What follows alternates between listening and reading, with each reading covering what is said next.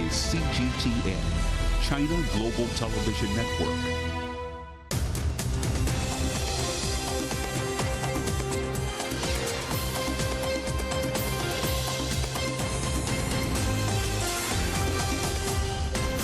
Live from London, this is The World Today.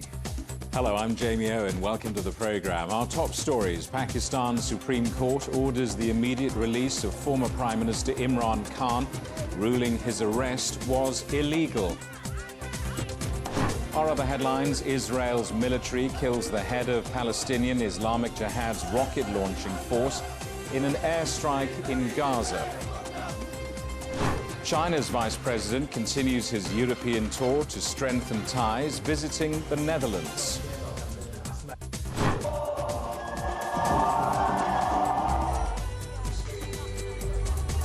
And Liverpool hopes for a big economic boost from hosting the Eurovision Song Contest as thousands of fans from across Europe arrive in the UK. Pakistan's top court has ordered the immediate release of former Prime Minister Imran Khan, saying his arrest was illegal. He's been held on corruption charges since he was detained on Tuesday. His arrest sparked widespread unrest right across the country, with at least 10 people killed and around 2,000 arrested. Well, let's talk now to Zeeshan Salahuddin, the director of the Centre for Regional and Global Connectivity at Tabalad, an Islamabad-based think tank. Zeeshan, first of all, this breaking news, what do you make of the ruling by Pakistan's Supreme Court ordering Imran Khan's immediate release? Well, it's a welcome development for multiple reasons, Jamie. The first being that since the arrest, there have been violent protests that have broken out across multiple cities in Pakistan, with public, private, and military infrastructure targeted, destroyed, set ablaze. There's a sense of foreboding in the country. Imran Khan, for all of his flaws, is a very controversial figure, loved by many, reviled by many. And the hope is that the call that he has already made from inside the Apex Court premises for his supporters to remain calm and to protest without causing this public disturbance is a welcome sign. Of course, this also means that once Imran is freed, he is free to rally his supporters and continue the campaign that he has been continuing for the last 13 months, both against the ruling PDM political elite and the military establishment of the country. Zeeshan, you talk about a sense of foreboding. We're watching these pictures of huge crowds in Pakistan. What do you think happens next politically? Politically, I think the situation in the country is perhaps the most acrimonious it has ever been in the history of the country. This is not going to let up anytime soon. I have spoken multiple times about how Pakistan is currently facing a political, a constitutional, and an institutional crisis. And this decision by the Supreme Court to declare his arrest unlawful will only bring more pointed fingers at the Supreme Court of being in the PTI camp. Politically, this also means that there's going to be more rallies, more public protests, perhaps not as violent as they were when Imran was behind bars, but certainly more charged now that his narrative, for all intents and purposes, is being confirmed in the eyes of his supporters. I would assume, though, that certain civil liberties that have been curtailed in the country in the last 24 to 48 hours, specifically 3G, 4G networks, the internet, the ban on certain social media websites, is hopefully going to be lifted in the next 24 hours. And the next 24 hours are actually also very, very important, because Imran has also been directed to appear before the Islamabad High Court, the same premises from where he was arrested 2 days ago. What is the significance of the army being called in to put down the protests? How dangerous is this moment as far as the army's involvement is concerned? Well, there's two ways to answer that question. The first is the civilian law enforcement in Pakistan is traditionally and historically undermanned, understaffed, undertrained, and the military is called in for a range of kinetic interventions, be it insurgent nullification in Balochistan or terrorist nullification in the FATA region, now known as the NMD region, or urban pacification for urban crime in Karachi. But in this particular case, given that Imran was also arrested by paramilitary rangers, it is clear that the military's involvement is only going to lead to a further widening of the chasm that exists between Imran, his party, his supporters, and the powers that be inside of Pakistan, specifically the ruling political elite and the powerful military establishment. This is not a good situation, Jamie. I would say it's very, very tense, and the next 24 to 48 hours are going to be, we need to very carefully monitor the events transpiring in those days. I'm sure we'll talk more in the coming days, but for the moment, thank you. Zishan Salahuddin, the director of the Centre for Regional and Global Connectivity at Tabalab, the Islamabad-based think tank. Now, the rest of the day's news, and Israel's military has killed the head of Palestinian Islamic Jihad's rocket launching force in an airstrike on an apartment in Gaza. 2 other people, who the military said were also militants, died in this attack in the city of Khan Yunis. 25 people have now been killed and 76 injured in Gaza since Tuesday, when Israel began its operation with a series of strikes. Our correspondent Noor Harazin is in Gaza. Noor, first of all, what can you tell us about this overnight strike and who it was targeting?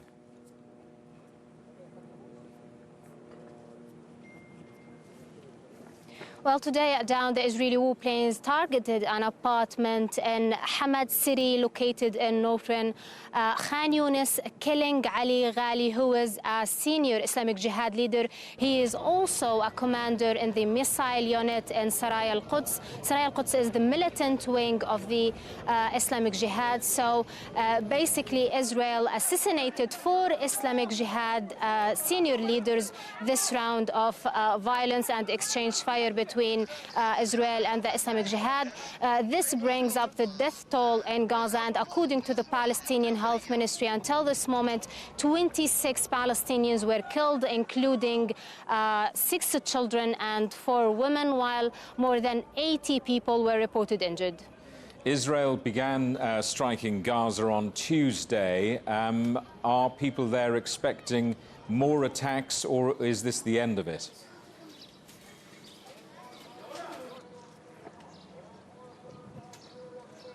Well, in its latest statement that was published on social media, the Islamic Jihad said that the response of the killing of Ali Ghali, the senior leader of Islamic Jihad that was assassinated this morning, did not start yet. So people do expect more missiles to be fired from Gaza towards southern Israel during the day. This means that the truce agreement will take more time. Political officials here in Gaza are saying that this round of violence could take more days. However, the people here, the Gazans on the ground, the only thing that they are hoping for is to hear the news of a new Egyptian brokered truce. So this round of violence, this very deadly round of violence between the Islamic Jihad and Israel will end soon. Noor, thank you for that. Our correspondent Noor Harazin in Gaza.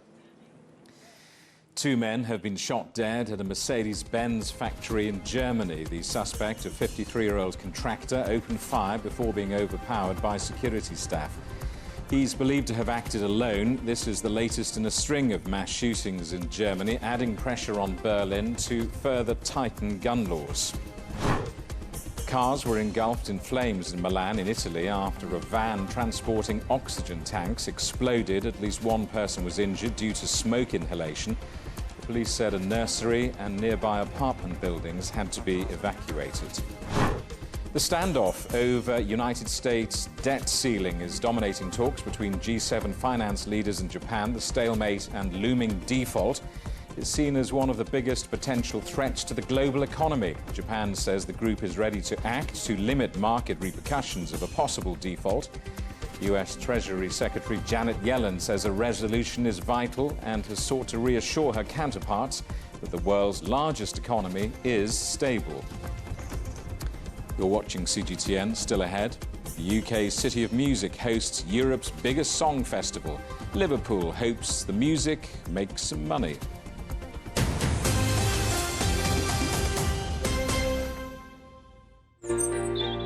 Ever wondered what's the difference between a bear and a bull market? Where are the cash cows? And who are the lame ducks? And what exactly are black swans? Grey rhinos? And unicorn companies? Make sense of it all with Global Business, only on CGTN. There's a new agenda for a new world, accelerating change in almost every part of our lives. It's shifting the norms of how we work, travel, and connect. How we think, interact, and develop. It's a new reality, a new agenda with me, Juliette Mann.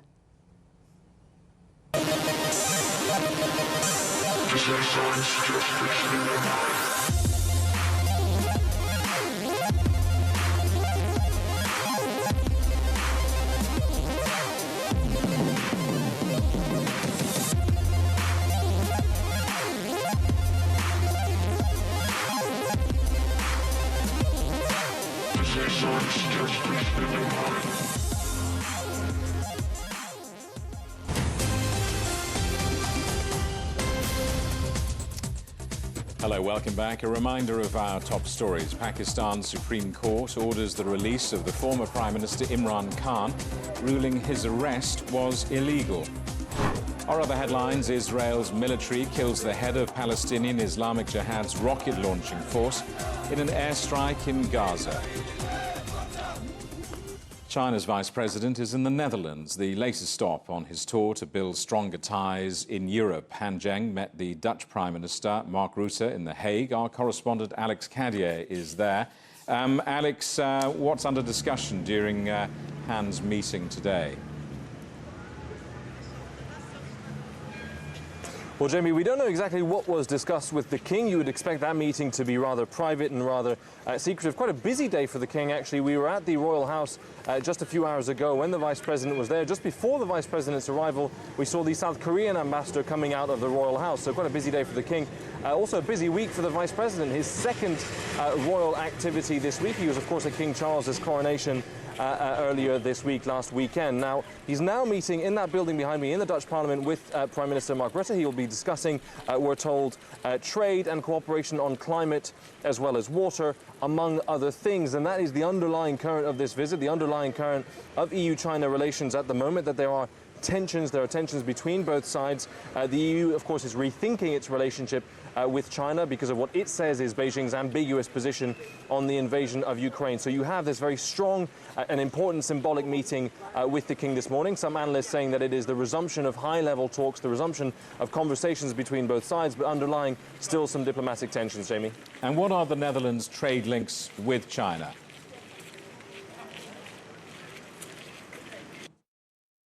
Trade links, as you know, but trade between both sides has suffered in the last year. We had statistics for the month of March.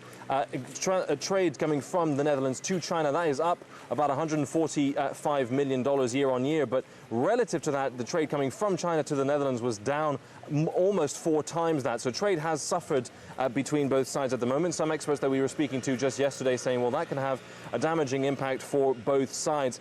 And there's also the issue of what the European Union is calling de-risking its relationship with China. And that's a move supported by the Dutch government. As part of that, the Netherlands has put export controls on chips and on chip printers. That was a move encouraged by the United States and put in place by the Dutch government. Now, the Dutch government saying that that is to avoid their technology being used in military equipment. Beijing, meanwhile, saying, well, this is actually an interruption and intervening in normal economic activity and really not condoning and pushing back against that decision. So there will be an impact on trade. And when we were here in the Netherlands, just down the road in Rotterdam, we wanted to find out the impact on Europe's biggest port. Let's have a look.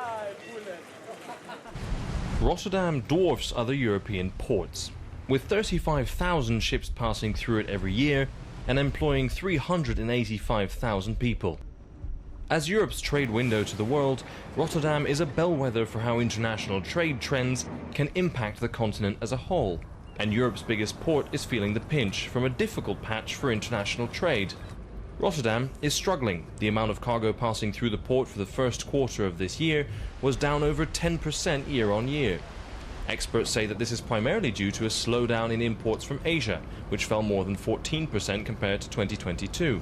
The port also saw a significant drop in Russian traffic following the country's attack in Ukraine. The Port of Rotterdam also has a direct relationship with China. It has been paired with the Port of Shanghai for more than 15 years, a relationship which both hubs renewed at the end of 2022. COSCO, China's state-owned shipping company, also owns shares in one of the port's terminals.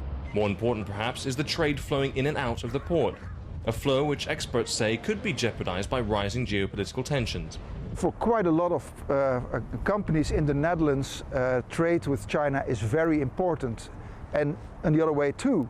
So there is a mutual dependence of European companies, European consumers, and the Chinese economy. Quite a lot of consumers here, they really had those cheap products from China in the shops, and their earning power increased by that. So that's really important for the Dutch economy. European leaders are reviewing their relationship with China, with the European Commission calling for a de-risking of that relationship, a move that Beijing has warned against. We need to rebalance this relationship on the basis of transparency, predictability, and reciprocity. We have to ensure that our trade and investment relations promote prosperity in China and in the European Union. As tensions rise between the two economic superpowers, the question of how this might impact Europe's biggest ports remains. Rotterdam epitomizes the dilemma faced by the Dutch and European governments. On the one hand, they want to be more autonomous. They want to reduce Europe's reliance on other countries. On the other, they know that ports like Rotterdam, its workers, and indeed many industries and businesses are reliant on international trade for their survival. It's a difficult balance to strike. Our correspondent Alex Cadier reporting. China and France must build more resilient supply chains and work more closely on international challenges, including Ukraine. That's the message from China's foreign minister after talks with his French counterpart in Paris. On the final day of his visit, Qin Gang also toured a university and student accommodation funded by China. Our correspondent Natalie Malhas reports. Qin Gang's visit to Paris and his meeting with Foreign Minister Catherine Colonna focused on implementing some of the ideals expressed by their respective heads of state when they met in China last month. Much of this week's discussion centered around people-to-people exchanges between China and France, forging a renewed and enhanced cooperation between the two countries in various areas, including culture, education, science and technology. The construction of this university campus and the adjoining accommodation is an example of that cooperation. Set to be completed within a few weeks, it's been funded at a cost of more than $32 million by the Beijing Capital Group, part of the Sino-France Economic Cooperation Zone. It's a platform that's helped finance a raft of joint operations, including the Beijing Sports University, which has a campus outside of Paris. Some students caught up with the foreign minister here on campus and were eager to discuss their future plans and prospective careers in business, engineering and computer science. There's a deep and growing legacy of Chinese students choosing to further their studies in France. And it's up here in places like the Garden of Harmony, where robust discussions and academic exchanges are likely to take place, sharpening the minds of potential leaders of the China of tomorrow. Natalie Malhas, CGTN, Paris. US officials are bracing for an influx of migrants at the US-Mexico border as a controversial Trump-era immigration policy comes to an end. The policy, known as Title 42, was first implemented during the pandemic to deter illegal border crossings and to make it easier to return people. US President Joe Biden, who sent 1,500 additional troops to the border, said the area would be chaotic for a while. Some civil rights groups say the policy prevents asylum seekers from entering the United States. However, some want it to remain as a deterrent to illegal border crossings. Staying in the United States, Donald Trump has appeared unrepentant a day after a court found him guilty of sexual abuse and defamation. During a town hall event, the former president joked about the verdict and made fun of his accuser. Trump also refused to answer which side he supported in the Russia-Ukraine war and said he would most likely pardon most of the rioters who attacked the US Capitol in 2021. Italian regulators have launched an investigation into US tech giant Apple for alleged abuse of its dominance of the apps market. The antitrust watchdog found that from April 2021, Apple imposed more restrictive privacy policy on third-party developers than it applied to itself. Under EU competition laws, companies found guilty of market dominance abuse can be fined up to 10% of annual profits. Google has unveiled a number of new devices at its annual developer conference in California. Artificial intelligence featured highly, but some have voiced concerns that this advanced technology could be misused. Our correspondent Mark New reports. Yes, thank you. At Google I/O, the tech giant unveiled a new Pixel 7a phone and a new Pixel tablet. But the most eye-catching device introduced was the Pixel Fold, a smartphone that transforms to best suit a user's needs. I just open my phone and the video instantly expands into this gorgeous full-screen view. Throughout the event, Google made it clear it was all in on artificial intelligence. They showed how users could ask for a refund on their canceled flights, and AI could instantly compose an email. Maybe you want to refine it further. In this case, a more elaborate email might increase the chances of getting the refund. Despite the rapid advancements shown by generative AI, digital marketing expert Neil Patel says he conducted a survey that indicates those tools have yet to catch on. Most of them use it a few times and then they stopped using it and then going back to their normal routines. It doesn't mean they didn't find value. It's that they more so didn't need it for every single day for every little thing that they're trying to do. Does it mean that AI isn't going to be valuable in the future? I actually think AI is going to be more valuable and more useful. Google also showed off AI tools that generate art. Make an image of a unicorn and a cake at a kid's party. Google also showed off Universal Translator, which dubs video in another language and matches it to the speaker's lip movements. What many college students don't realize is that knowing when to ask for help and then following through on using helpful resources is actually a hallmark of becoming a productive adult. Muchos universitarios no comprenden que saber cuándo pedir ayuda. But there's an inherent tension here. You can see how this can be incredibly beneficial, but some of the same underlying technology could be misused by bad actors to create deep fakes. Google says its Universal Translator Service technology will only be made accessible to authorized partners, and it's currently working on technology to watermark photos and include metadata that indicates whether it's an AI-generated photo.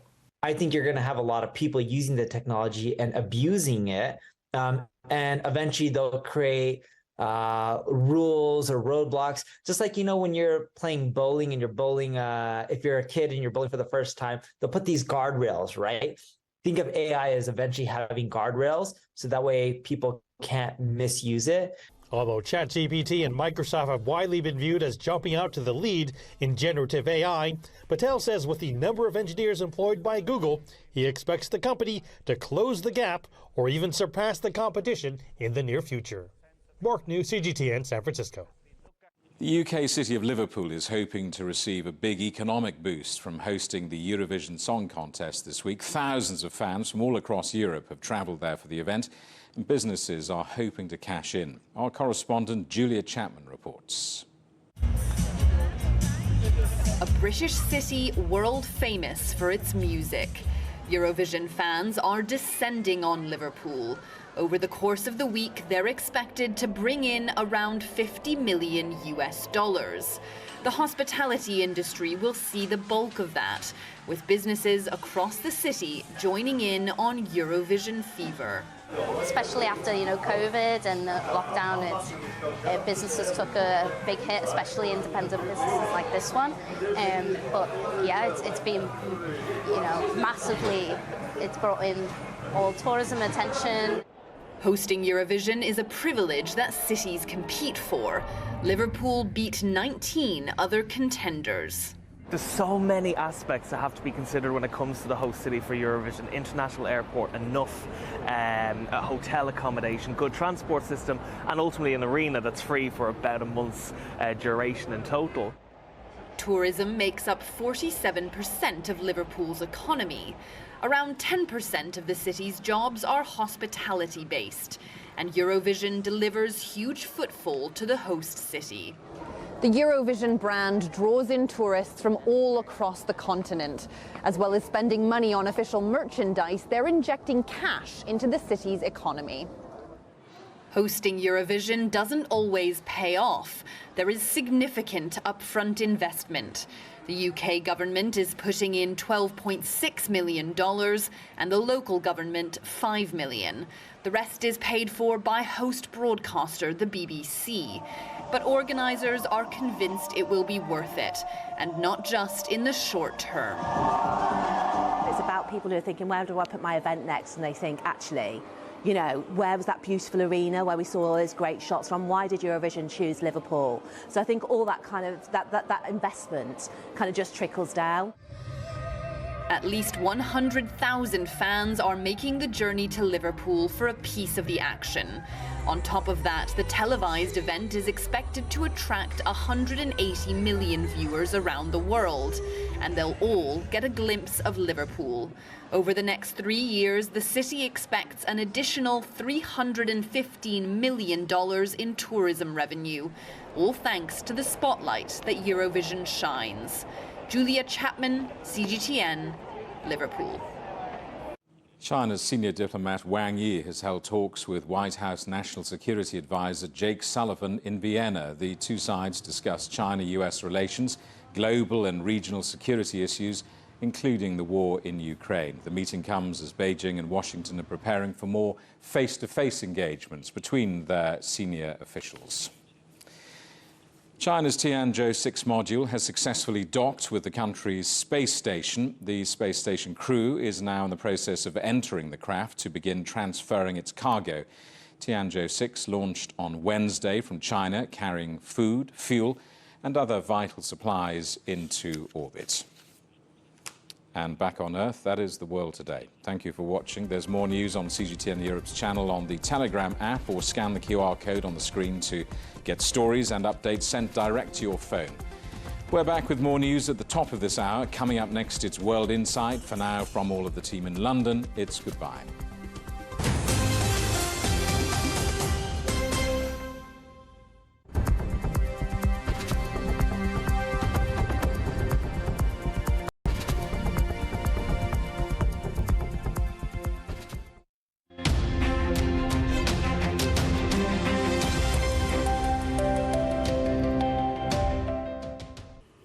Hello and welcome to the weather forecast. I'm Tierney. Well, over to Europe. Wet weather is likely to persist for another couple of days here for a vast majority from UK all the way down towards into the Balkans from Friday into Saturday. And rain will be rather intense here for the areas around the Alps and northern portion of Italy as well this Friday, with towns of torrential amounts of rain. And Saturday could see some lighter intensity of rain here in the region, but this round of wet weather is likely to persist for another couple of days. So please take necessary precaution to stay safe.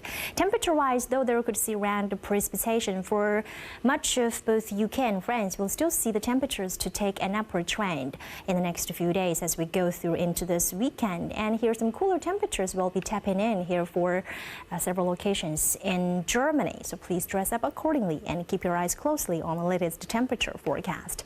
About business and travel for the major cities up in the north, clear skies for both Stockholm and Helsinki with high temperatures about 24 degrees Celsius on Saturday, but notice that the overnight low temperatures will be just in the single digits, so please pay special attention to the big temperatures difference between the highs and lows, and do put on an extra layer during the morning and evening hours to stay warm.